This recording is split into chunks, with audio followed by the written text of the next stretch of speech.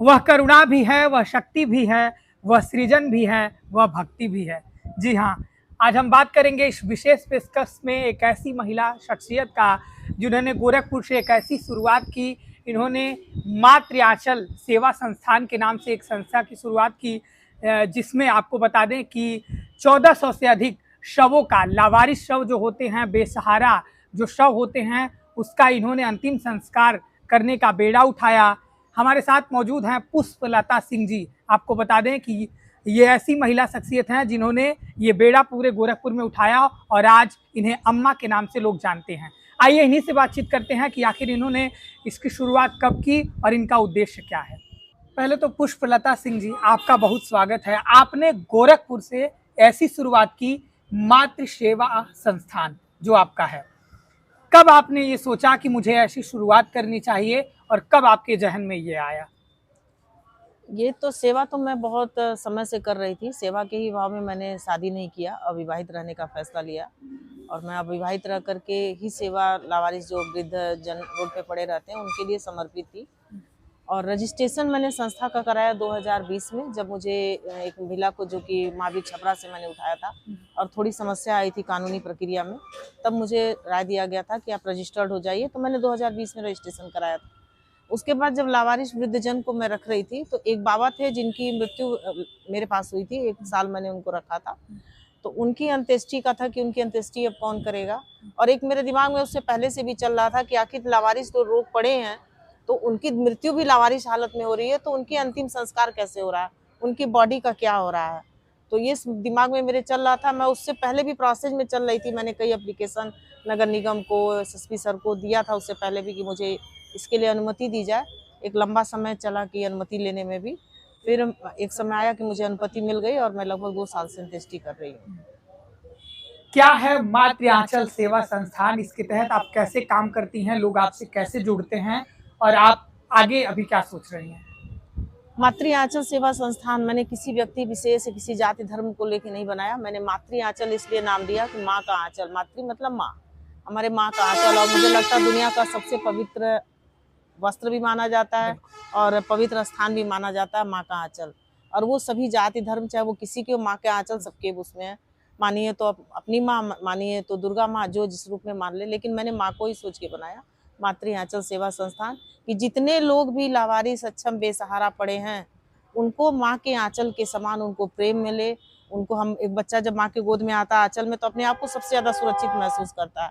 तो वो लावारिस भी अगर आए हमारे संस्था में, तो वो अपने आप को सुरक्षित महसूस करें, उनको मातृत्व का प्रेम मिले। इसलिए मैंने मातृ आंचल का नाम रखा।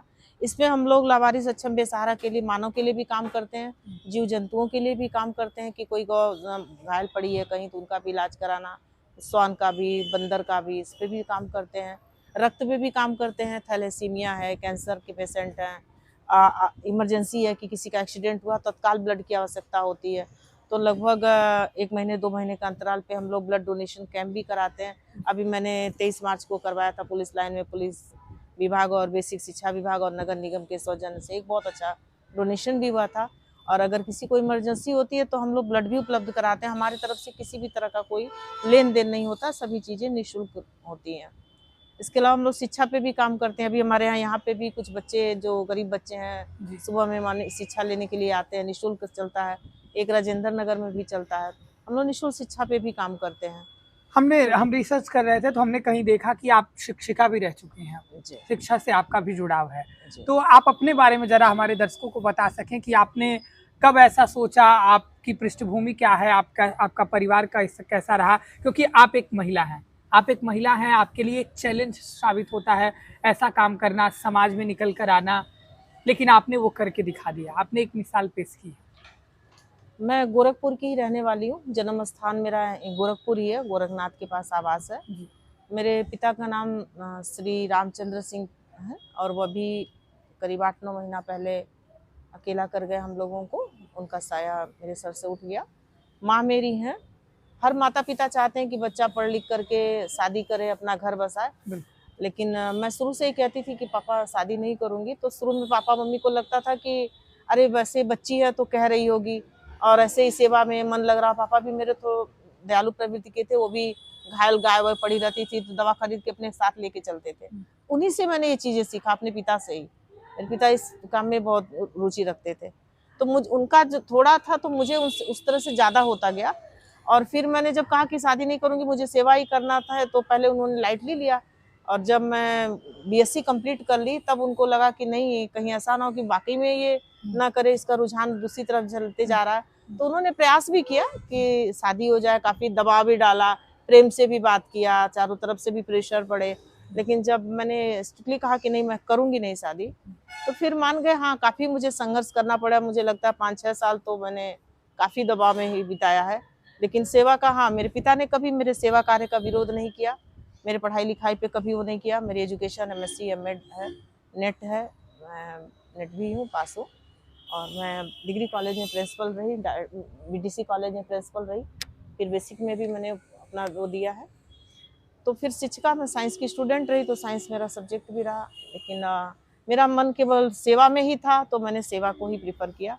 और सेवा मैं आज से नहीं, जब मैं पढ़ती थी तब भी करती रही थी। तब ये सोशल मीडिया का जमाना नहीं था, और मुझे भी लगता था कि जो करो वो छिपा के रखो। मैंने जब मैं पढ़ाई कंप्लीट कर ली तब भी करती थी, तो मैंने छिपा के ही रखा। मैं किसी को कुछ की तो मैं न फोटो लेती थी, न किसी से शेयर करती थी। तो इससे ये होता था कि किसी को जब जानकारी नहीं होती थी तो मुझे कोई सूचना नहीं मिल पाती थी कि मैंने किसी महिला को उठाया। तो जब आपको पता होगा कि हाँ, ये महिला को, इस संस्था को बताना, तभी आप और मुझे भी लोग बता आपसे जुड़ेंगे। हाँ, तभी आप बता पाएंगे कि हाँ, महिला पढ़ी है, आप ले जाइए।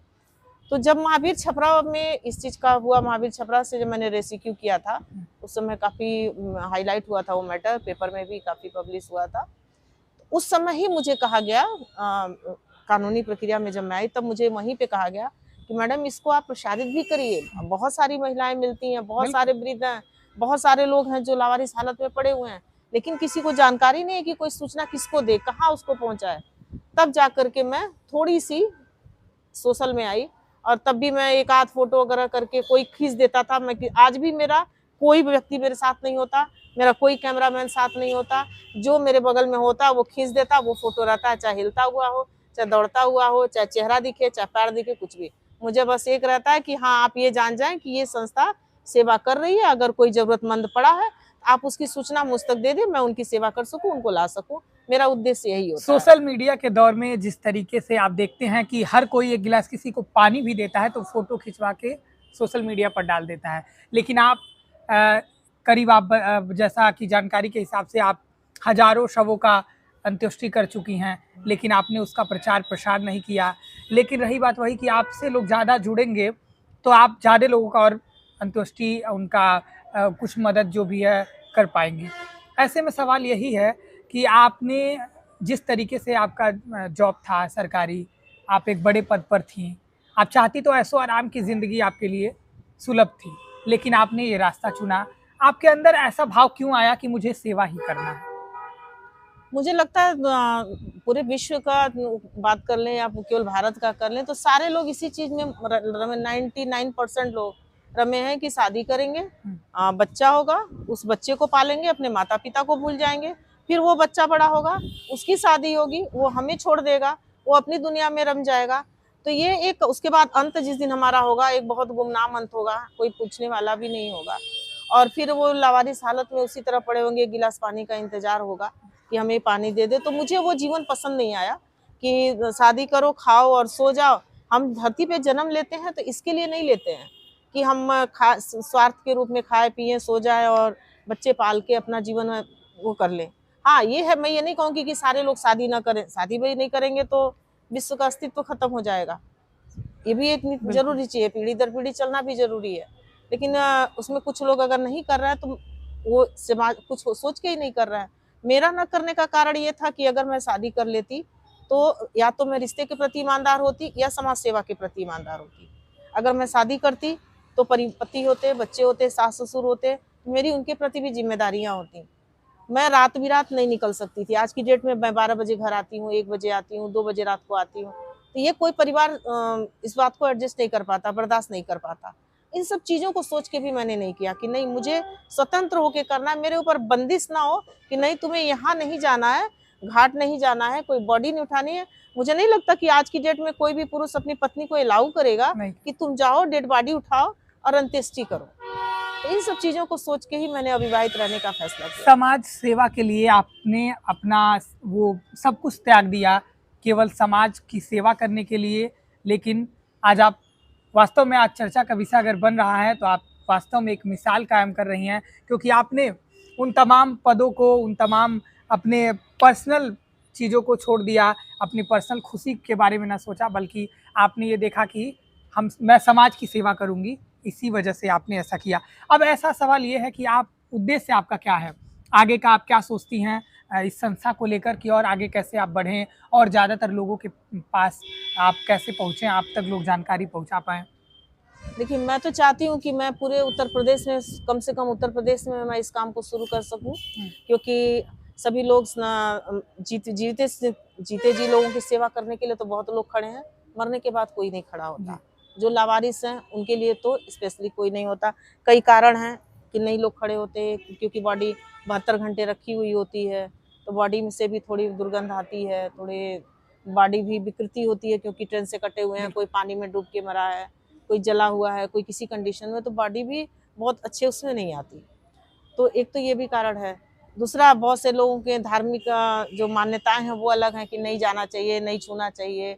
बहुत सी अपनी अपनी मान्यताएं हैं, मैं सारी मान्यताओं के परे हूँ। मैं सिर्फ विश्व बंधुत्व को मानती हूँ और इंसानियत का फर्ज मानती हूँ, इसके अलावा मैं कुछ भी नहीं मानती। आप एक महिला हैं, फिर भी आप उन सारे नियम कायदे कानूनों को, जो सामाजिक नियम माने जाते हैं, जो प्रथाएं मानी जाती हैं, उसको दरकिनार कर आप ऐसी शुरुआत करती हैं समाज को, लेकिन आपकी चर्चाएं अगर हो रही हैं तो आपके समाज सेवा से हो रही हैं।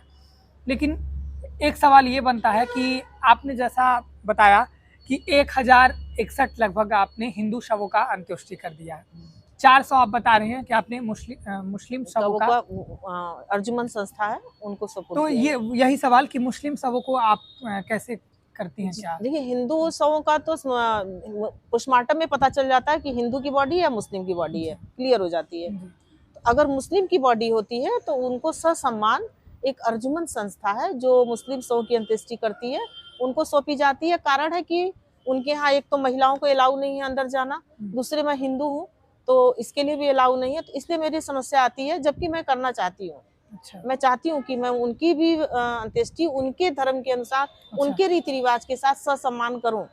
लेकिन अगर मुझे मौका मिला तो मैं जरूर करूँगी। मैं चाहूँगी भी कि मुझे इसके लिए भी अनुमति दी जाए कि मैं करूँ। हाँ, वो रहे वहाँ खड़े रहें, मुझे रीति रिवाज बता दें, किस उससे मान्यता से वो करते हैं वो बता दें, मैं जरूर फॉलो करूँगी। वो मेरे साथ खड़े रह सकते हैं, मान्यता के हिसाब से हाँ, करेंगे। मान्यता के हिसाब से करूँगी। हिंदू की बॉडी हिंदू धर्म के अनुसार, हिंदू पूरा सनातन धर्म का पालन करते हुए, पूरे संकल्प लेते हुए मैं करती हूँ। अस्थि कलश भी रखती हूँ, अब भी मेरे पास अस्थि कलश रखे हुए हैं, और अक्टूबर नवंबर में मैं उस अस्थि कलश को लेकर के बनारस भी जाऊंगी।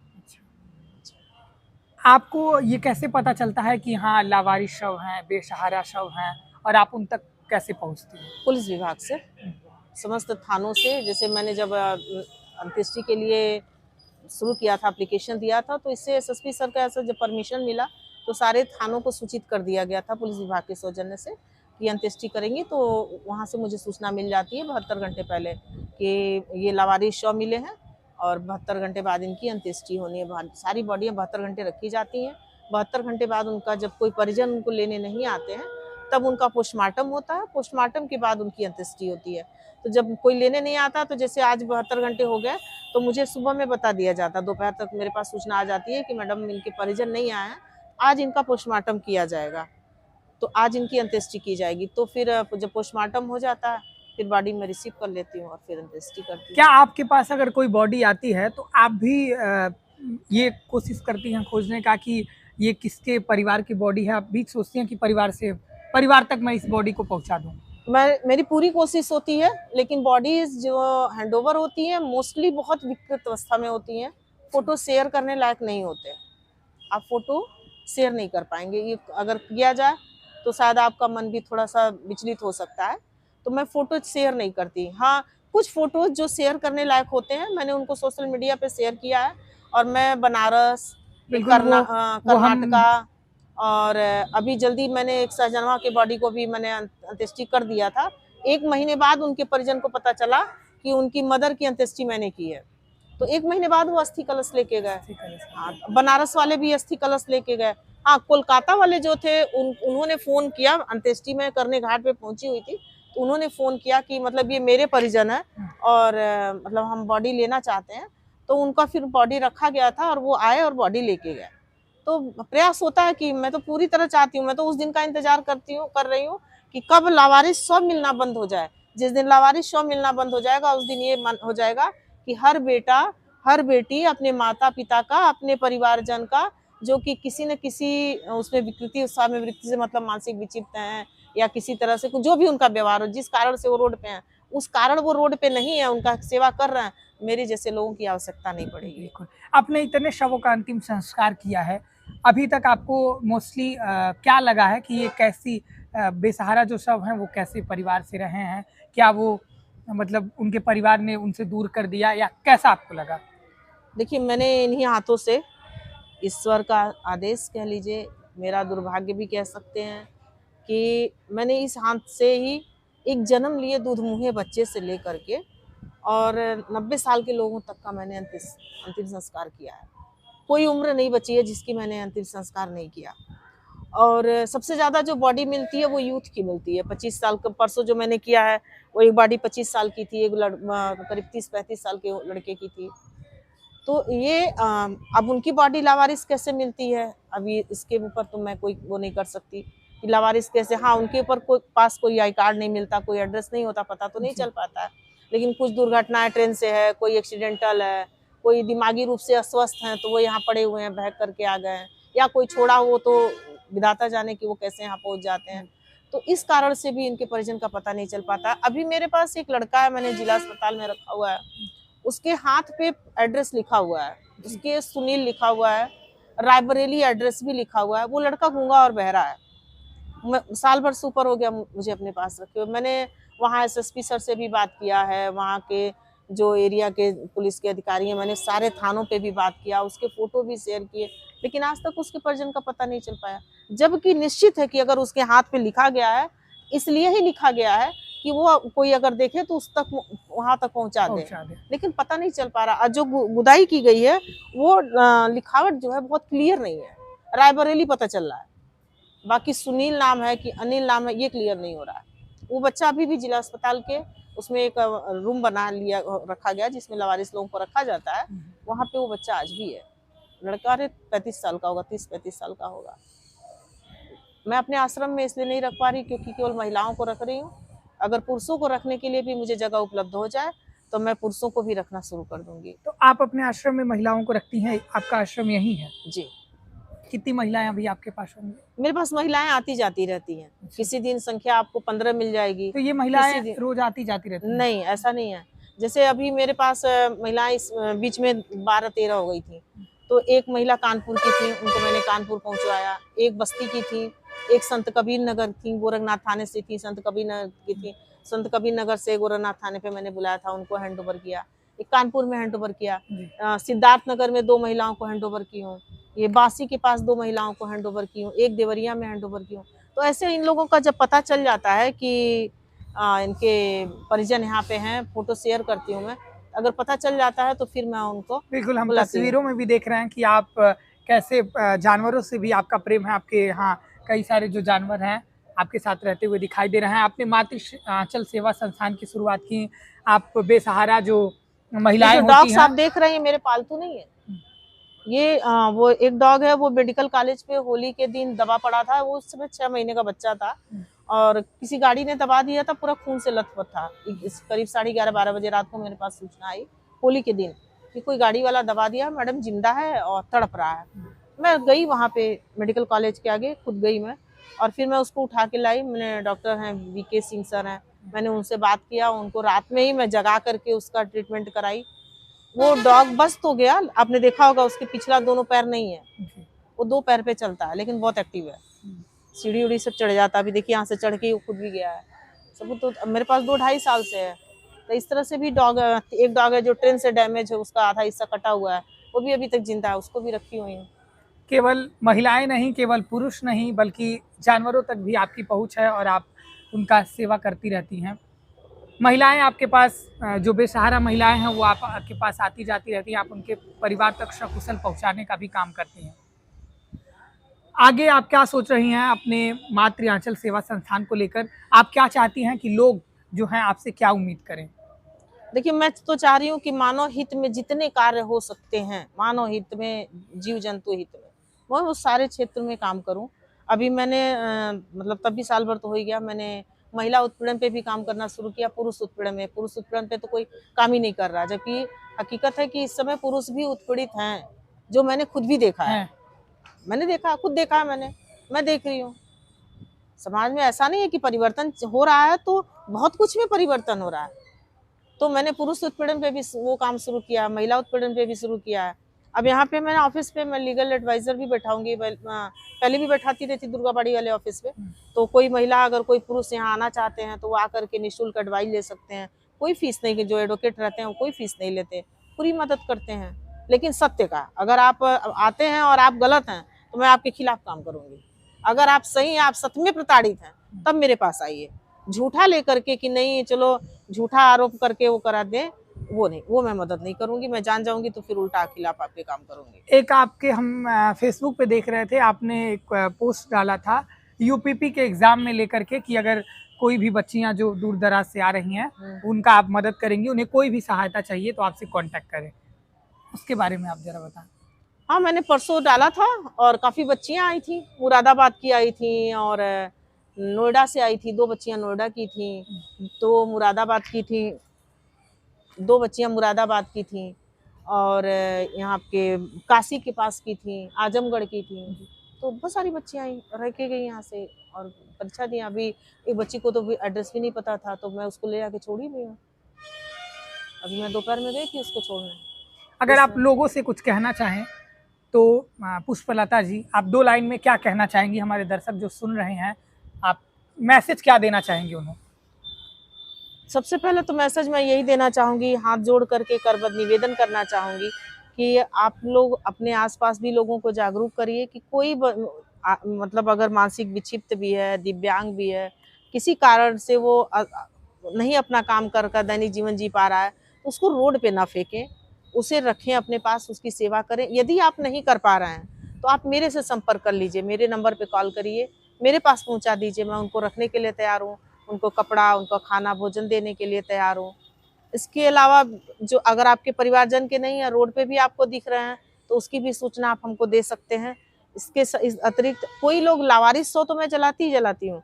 मैं उन समूह को भी जलाती हूँ जिनके परिजन तो हैं लेकिन अति गरीब दशा में है, जो उनका अंतिम संस्कार करने में सक्षम नहीं है। तो मैं ऐसे, अनिता देवी का मैटर आप लोगों ने सुना होगा, अनिता देवी वाला मैटर काफी उछला भी था। अनिता देवी के परिजन का पता था, लेकिन उसके पति ने कहा कि मैं अंत्येष्टि नहीं कर पाऊंगा, मैं अति गरीब हूँ। तो उनकी अंत्येष्टि भी मैंने की, उनको मुखाग्नि भी मैंने दिया था। तो अगर आपके आसपास ऐसे परिवारजन है जो अंत्येष्टि नहीं कर पा रहे हैं, तो आप उनका मिट्टी उनकी खराब ना हो। मेरा मानना है हर किसी की विदाई, जो अंतिम विदाई है, ससम्मान होनी चाहिए, सम्मान के साथ होना चाहिए, जो हमारे बने हुए हैं सनातन धर्म में उसके अनुसार होना चाहिए। तो आप हम मुझे बताएं तो मैं उनकी अंत्येष्टि करने के लिए भी तैयार हूँ, अपने खर्चे पे। मैं आपसे न डोनेशन मांगूंगी, ना आपसे सहायता मांगूंगी। अब तक जितनी अंत्येष्टि किया है मैंने अपने किया है, अपने ही बल पे किया है। और मेरे ग्रुप है, मैं अपने ग्रुप में मैसेज करती हूँ। हाँ, मेरे ग्रुप में कुछ सदस्य ऐसे हैं जो मदद करते हैं। अगर मैं डालती हूँ, रिक्वेस्ट करती हूँ कि हाँ आज मुझे समस्या हल ज़रूरत है, तो वो लोग मदद भी करते हैं। लेकिन हाँ, मुझे आज तक कोई सरकारी धन या किसी ऐसी चीज़ की सहायता नहीं मिली, ना मैंने कभी प्रयास किया है।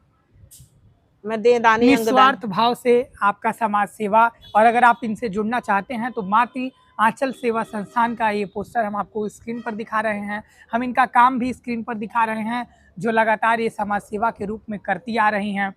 वास्तव में ये मिसाल पेश कर रही हैं गोरखपुर से, अद्भुत, अविश्वसनीय इसे कहा ही जाएगा, क्योंकि एक महिला आप हैं और महिला होकर आपने जो लावारिस और बेसहारा सबों का अंतिम संस्कार करने का बेड़ा उठाया है, वास्तव में ये पूरा समाज आपके सामने आज नतमस्तक है। एक और भी चीज कहना चाहूंगी कि अगर स्वास्थ्य से संबंधित, मैं स्वास्थ्य पे भी काम करती हूँ, हेल्थ चेकअप कैंप में कराती रहती हूँ।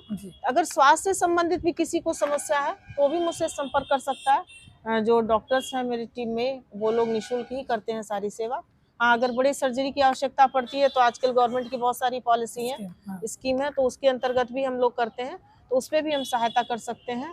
हाँ, मैं देहदान अंगदान का भी कैंप कराती रहती हूँ। तो अगर कोई देहदान करना चाहता, अंगदान करना चाहता, मैं खुद भी देहदानी भी हूँ, अंगदानी भी हूँ, जी। रक्तदानी भी हूँ। जी। तो अगर कोई करना चाहता है तो स्वेच्छा से वो भी मुझसे संपर्क कर सकता है कि देहदान कर सकता है। भाई आप देहदान करेंगे नहीं तो बच्चे डॉक्टरी पढ़ेंगे कैसे? अगर वो पढ़ेंगे नहीं तो हमारे अगली पीढ़ी का वो इलाज कैसे करेंगे? तो इसलिए देहदान का होना भी अति आवश्यक है। तो इसके लिए भी मैं निवेदन करना चाहूँगी कि कुछ लोगों से जो भी इच्छा रखते हो कि देहदान के लिए भी आगे आएँ, देहदान करें, अंगदान करें, रक्तदान करें। मैं इसके लिए भी सबसे निवेदन करना चाहूँगी। बिल्कुल, तो केवल लावारिस शवों का ही नहीं बल्कि किसी भी तरीके का मदद, चाहे वो युवा हो, चाहे पुरुष हो, चाहे महिलाएँ हों, चाहे एक ज आपने देखा यूपीपी की परीक्षा में कई सारी लड़कियाँ इनके पास आई थी और यहाँ रह के उनके रहने खाने का व्यवस्था इन्होंने किया था। पुष्पलता जी के सामने आज पूरा समाज सेवा को देख कर के जिस तरीके से ये काम समाज में कर रही हैं, वास्तव में एक मिसाल पेश कर रहा है। फिलहाल हमारी भी नज़र बनी रहेगी कि आखिर लेकर के पुष्पलता जी समाज में कैसे और आगे बढ़ती हैं और कैसे और प्रदेश भर में इनसे लोग जुड़ते जाते हैं और इनके काम की सराहना किस तरीके से की जाती है।